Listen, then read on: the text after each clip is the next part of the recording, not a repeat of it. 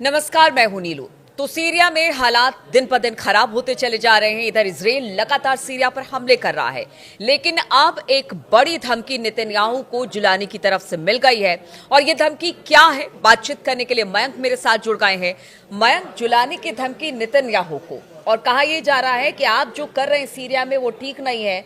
और उसने कहीं ना कहीं एक ये भी ऑर्डर दे दिया है कि जहां भी इजरायली सेना दिखाई दे उनको फौरन देखो और हमला कीजिए। बिल्कुल, देखिए सीरिया में जो है अभी तक जो जंग चल रही थी, अब इसका एक प्रकार से आप देखें तो इसका पूरा नेचर बदलता हुआ दिखाई दे रहा है। और पहली बार ऐसा बताया जा रहा है कि देखिए इजराइल की सेना दमिश्क के बहुत करीब है, और ये बात एसटीएस के जो चीफ हैं जुलानी, इनको बिल्कुल पसंद नहीं आ रही।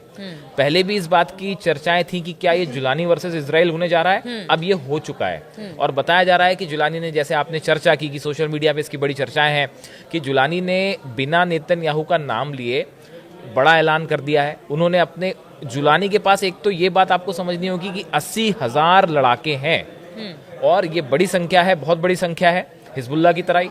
और दूसरी चीज, इन्होंने ये ऐलान कर दिया है कि जहां भी इजराइल के सैनिक दिखते हैं इन पे हमला किया जाए। ऐसी चर्चाएं हैं कि जुलानी की तरफ से, सोशल मीडिया पे कहा जा रहा है कि जुलानी की तरफ से अपने लड़ाकों को ये कहा गया है कि जहां भी इजराइल और नेतन्याहू की फोर्सेस दिखती हैं आप उनको निशाना बनाइए। इसके साथ ही जुलानी ने एक बात और कही है कि सीरिया पे, जुलानी का कहना ऐसा है कि सीरिया पे जब जब किसी ने कब्जा करने की कोशिश की है वो कभी सफल नहीं हो पाया, और उसने हमेशा मुंह की खाई है। अगर आप देखें तो एक हद तक ये बात सही भी है। सीरिया में जो है वो किसी का शासन बहुत लंबे समय तक टिक नहीं पाया, और अब जो जिस तरह से नेतन्याहू इस पूरे मौके का फायदा उठा के आगे बढ़ रहे थे, और जिस तरह से इजराइल की फोर्सेस अंदर तक पहुंच गई सीरिया में, ये बात अब जुलानी को रास नहीं आ रही है। और अब ये जो लड़ाई है ये इजराइल वर्सेस जुलानी होने जा रही है। ये कल भी हमने बात की थी कि जुलानी को लेकर अमेरिका भी नहीं चाहता कि वहां शासन जुलानी का हो, और कहीं भी ना तो अमेरिका के लिए ना ही इजराइल के लिए ये मुफीद है। ऐसे में अब जुलानी ये कह रहे हैं कि सीधे सीधे धमकी है, खुले तौर पर धमकी है। तो ऐसे में वहां पर आप क्या स्थिति इस वक्त बनती देख रहे हैं? देखिए अब क्या है वहां पे हालात ये है कि जो और क्या आपको लगता है कि एक सबसे बड़ा संगठन है, और ये देखिए दो तीन चीजें हैं। आपने अच्छा सवाल पूछा, दो तीन चीजें हैं। पहली बात तो ये कि दमिश्क पूरा जो है वो, उस पे पूरा जुलानी का कब्जा है। उसके लड़ाके दमिश्क और उसके आसपास के इलाकों पे पूरी तरह से उनका कब्जा है। दूसरी चीज, इनको जो है एसटीएस को और एसएनए, जो दो संगठन हैं, इनको जो है तुर्की की तरफ से हथियार भी मिल रहे हैं, गोला बारूद भी मिल रहा है। इनको जो है जितनी तरह की फंडिंग हो रही है वो तुर्की की तरफ से हो रही है।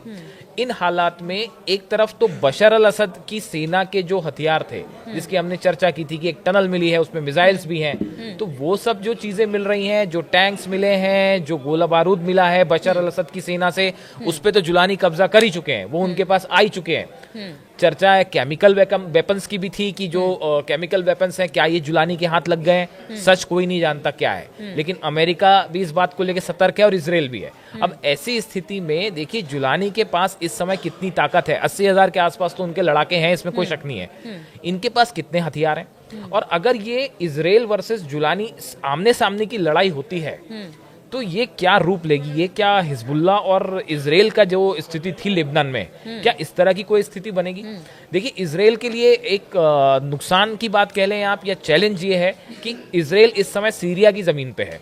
आप अपने बॉर्डर पे जब युद्ध कर रहे होते हैं तो थोड़ा सा आसान होता है, लेकिन जब आप दूसरे देश में, हम बार बार ये बात कहते हैं कि अब वो जमाने चले गए जब आप जो है किसी दूसरे के देश में अंदर घुस जाएं और अपनी सेना को वहां बसा लें और टिके रह जाएं वहां। अब वो जमाने गए। आप कह रहे हैं कि जुलानी की सेना अच्छी खासी बड़ी है, तादाद इसकी बड़ी है, वेपन्स भी इनके पास अच्छे खासे हैं, तो क्या जो इस वक्त जो पुरानी तानाशाह सरकार से लूटी गई वेपन थी, क्या ये भी हम मान के चले कि जुलानी का इस्तेमाल? हाँ, ऐसा बताया जा रहा है कि बड़ी मात्रा में जो असद के हथियार थे वो अब जुलानी के पास है।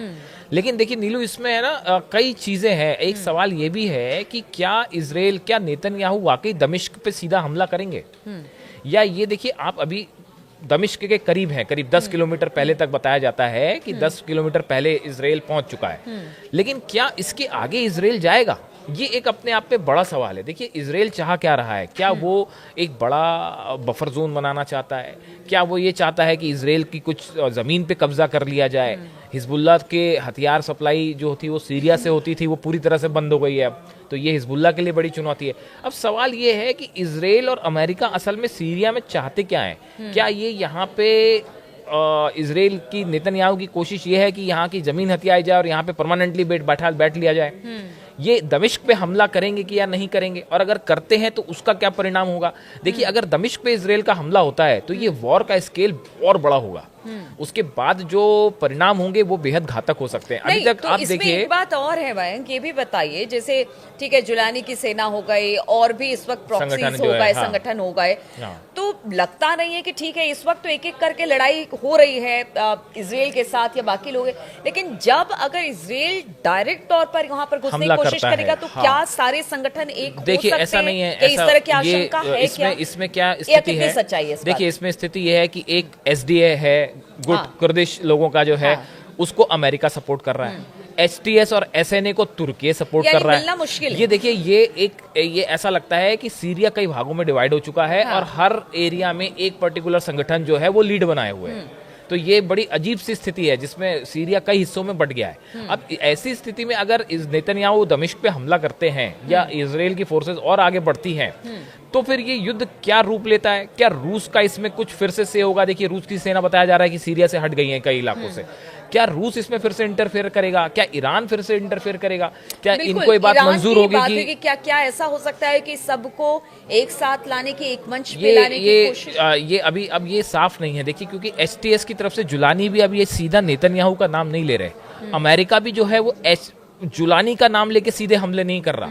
तो एक बड़ी अजीब सी जो है यहाँ पे एक अंडरस्टैंडिंग भी है कि जिसमें जो है वो जुलानी पे सीधा हमला ना अमेरिका कर रहा है ना इजराइल कर रहा है। लेकिन चूंकि अब फोर्सेस तेजी से आगे बढ़ गई हैं इजराइल में, तो जुलानी को यह भी लग रहा है कहीं ऐसी स्थिति ना बन जाए कि बड़े हिस्से में जो है इजराइल अपना कब्जा करके बैठ जाए और जुलानी का शासन जो है वो बहुत कम एरिया में रह जाए। ये उसके लिए भी चुनौती बनी हुई है, जुलानी के लिए भी ये बड़ी चुनौती है। तो ऐसे हाल में 80,000 लड़ाकों के साथ अगर जुलानी ये कहते हैं कि इजराइल की सेना को निशाना बनाइए, तो अगले 48 घंटे ये बड़े देखने वाले हैं कि क्या वाकई ऐसी स्थिति बनती है। क्या जुलानी के लड़ाके सेना जो है यानी कि एसटीएस वो अटैक करता है? कहा जाए वर्चस्व की लड़ाई, ये वर्चस्व की लड़ाई भी है।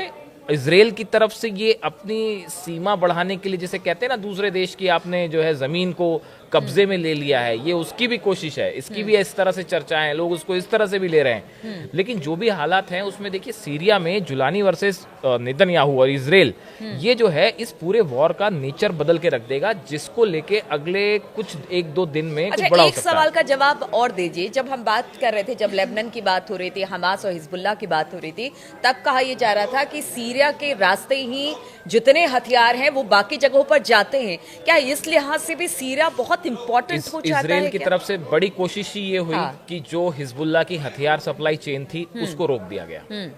एक बड़ी कोशिश, और इसीलिए सबसे ज्यादा इंटरेस्ट इजराइल का है सीरिया के अंदर तक दाखिल होने का। क्या बिल्कुल। अब देखिए, ये इसमें तो कोई शक नहीं है कि सीरिया के थ्रू ही ईरान जो है वो हिजबुल्लाह को हथियार सप्लाई कर रहा था। ये चैनल अब बंद है, इसमें कोई शक नहीं है। अब अगर हिजबुल्लाह को अपने हथियार कहीं से जमाने हैं, जुगाड़ने हैं, तो उसके लिए उनको एक नया चैनल खोजना पड़ेगा, एक नया रास्ता खोजना पड़ेगा। और ये अभी ईरान भी देखिए आप, इस पूरे मामले में ईरान भी अभी थोड़े सधे हुए तरीके से आगे बढ़ रहा है। तो ईरान का क्या रुख होता है, हिजबुल्लाह आगे क्या कदम बढ़ाता है, कैसे मजबूत होने की कोशिश करता है, और इस पूरे इलाके में जुलानी वर्सेस नेतन्याहू, अगर ये इजराइल की सेना का अगर युद्ध होता है सीधा, तो क्या होगा, ये थोड़ा देखने वाली बात। चलिए, तो बहुत इफ्स एंड बट्स हैं, बहुत सारे देश हैं जो कि इस ओर अपना इंटरेस्ट दिखा रहे हैं कि सीरिया में जो कुछ हो रहा है, सभी अपने अपने तरीके से वर्चस्व की लड़ाई यहाँ पर दिखाई दे रही है। लेकिन फिलहाल हालात किस तरह के आगे बनते हैं, इस पर हमारी नजर बनी रहेगी। हम लगातार अपडेट्स आपके लिए लेकर आते रहेंगे। फिलहाल बहुत बहुत शुक्रिया हमारे साथ जुड़ने के लिए।